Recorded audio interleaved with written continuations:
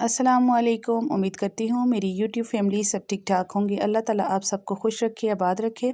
आज मैं आपके साथ चिकन और वेजिटेबल का सूप जो है शेयर करने लगी हूँ। रेसिपी बहुत ही आसान रेसिपी है। तो सबसे पहले मैंने चिकन को धो के रख दिया है। इसके साथ 2 साबुत जो है लहसुन धो के उसको भी शामिल कर दिया और 1 साबुत प्याज इसमें शामिल करेंगे और इसको ऊपर से डाँप देंगे यहाँ तक कि चिकन हमारा अच्छे तरीके से गल जाएगा। तो हम इस चिकन को निकाल के इसके तमाम जो है इसको कट कर लेंगे। इसको अच्छे तरीके से रेशे कर लेंगे, इसके पतले पतले से रेशे निकाल लेंगे ताकि जो है ये खाने में बहुत ही मज़ेदार लगे। ये देखें जी, आपके सामने ही तमाम चीज़ें जो गल चुकी हैं, प्याज, लहसुन और ये चिकन वगैरह सब मैं निकाल रही हूँ। यहाँ पर थोड़ी सी कैमरे के आगे भाप आ चुकी है तो इस वजह से आपको क्लियर नज़र नहीं आ रहा होगा और थोड़ा सा किचन में लाइट का मसला है तो थोड़ा इशू है, इस वजह से लाइट भी कम है। इस तरीके से हमने तमाम जो है चीज़ें निकाल ली हैं।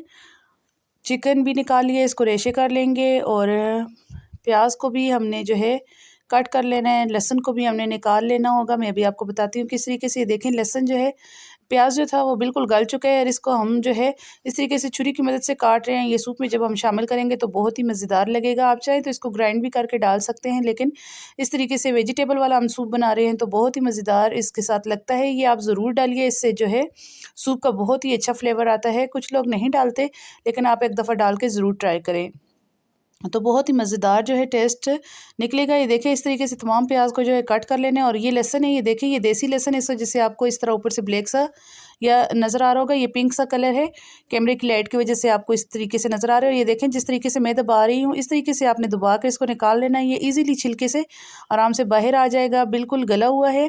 और तमाम जो है लहसुन को हम इस तरह निकाल लेंगे। अगर आप चाहें तो इसको उंगली की मदद से पीस भी सकते हैं। अगर आपको ये खदशा है कि मुंह के आगे आएगा और अच्छा नहीं लगेगा तो इस तरीके से आप इसको पीस भी सकते हैं। और ये देखें तमाम चिकन को हमने स्ट्रेट कर लिया है और इसको तमाम चिकन को और तमाम चीज़ें जो हमने लहसुन और प्याज वगैरह डाले वो सब जो है सूप में ऐड कर लेंगे। और ये साथ में शिमला मिर्च मैंने काटी हुई है, 1 बड़ी शिमला मिर्च है और 2 से 3 अदद गाजरें हैं दरमियाने साइज़ की। अगर बड़ी हैं तो आप एक ही कट कर लें। बहुत ज़्यादा सब्ज़ियां मुझे सूप में पसंद नहीं हैं और बच्चे भी ज़्यादा शौक़ से नहीं खाते, तो इस वजह से मैंने ज़रा सब्ज़ियां थोड़ी कम यूज़ की हैं। और इस स्टेज पर आके हमने नमक भी इसमें ऐड कर देना है।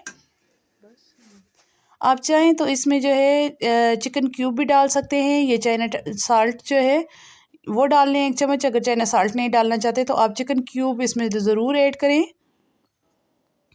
अब ये हमने 2 अंडे ले लिए हैं, इनको भी हम अच्छे तरीके से बीट करेंगे। जब तक मैं अंडों को बीट करती हूँ आप जल्दी से मेरी वीडियो को लाइक कर दें। अगर चैनल पर नए हैं तो सब्सक्राइब करना ना भूलें और वीडियो पे एक अच्छा सा कमेंट कर दिया करें। ये आपकी तरफ से हमारे लिए एक हौसला अफजाई होती है और हमें इससे जो है उम्मीद होती है कि आपको हमारी वीडियो जो है पसंद आ रही है। तो इस तरीके से आपने अंडों को अच्छे तरीके से बीट कर लेना है। और ये कॉर्नफ्लावर है, आप किसी भी ब्रांड का ले सकते हैं। तो आपने कॉर्नफ्लावर डालना है। तकरीबन ये मेरे पास 1 किलो जितना जो है सूप तैयार हुआ है, तो इसमें 4 से 5 चम्मच जाएंगे। अगर आपको बाद में कम लगता है तो आप बाद में 4 से 5 चम्मच और डाल सकते हैं। 1-2 चम्मच और डाल के पानी में मिक्स करके इसको साथ साथ डालते जाएंगे, क्योंकि कुछ कॉर्नफ्लावर जो है जल्दी थिक कर देते हैं सूप को और कुछ जो है ज़्यादा मकदार में डालना पड़ता है और कुछ जो है कम मकदार में डालना पड़ता है। तो ये भी हम साथ साथ डाल के जो है इसमें तो देखेंगे कि कितना हमें मज़ीद चाहिए होगा। तो ये देखें जी हमारा सूप कितनी अच्छे तरीके से बॉयल हो रहा है। तो हम इसमें अब ये तमाम जो है हमने कॉर्नफ्लावर जो है हमने जो मिक्स करके रखा हुआ है आस्ता आस्ता डालते जाएंगे और इसकी थिकनेस तक इसको डालेंगे ताकि ये थोड़ा थिक हो जाए। जहाँ पर आके ये थिक हो जाए, आपको लगे कि इतनी इसका थिकनेस काफ़ी है, तो आप अपना जो है कॉर्नफ्लावर आप स्टॉप कर सकते हैं, रोक सकते हैं, मज़ीद मत डालिएगा। अब जब ये थोड़ा पक जाएगा 10 मिनट के बाद हम इसमें जो है जो अंडे हमने बीट किए थे उनको हम बिल्कुल स्लोली बिल्कुल आस्ता आस्ता इसमें शामिल करेंगे ताकि जो है अंडे अच्छे तरीके से इसमें मिक्स हों और अच्छे से इसमें स्लाइसिस से बने। थोड़े बड़े पीसेस में ये अच्छा लगता है सूप में। इस तरीके से देख सकते हैं आप, आस्ता आस्ता मैं डाल रही हूँ और बिल्कुल आराम से चम्मच चलाऊंगी। ये देखें कितने ज़बरदस्त लग रहा है अंडे इसमें। तो इस तरीके से आपने भी डालना है। जब ये थोड़ा सा पक जाएंगे तो हम इसमें 2 चम्मच तकरीबन काली मिर्च है पीसी हुई, मैं वो ऐड कर रही हूँ। اس کے ساتھ ہی اب ہم اس کو اچھی طریقے سے مکس کرنے کے بعد ہم اس میں ڈالیں گے سویا ساس، ڈالیں گے چلی ساس، ڈالیں گے سب سے پہلے 1 سے 2 چمچ ہم چلی ساس ڈال رہے ہیں. اسی طرح 1 سے 2 چمچ ہم اس میں سویا ساس ڈالیں گے. سرکہ ہے میرے پاس، سرکہ اس میں ڈالیں گے. 1 سے 2 چمچ ہم اس میں سرکے کی ایڈ کریں گے. اس کو 5 منٹ تک مزید اور پکائیں گے تاکہ اس کا تمام جو چیزیں اچھی طریقے سے مکس ہو جائیں.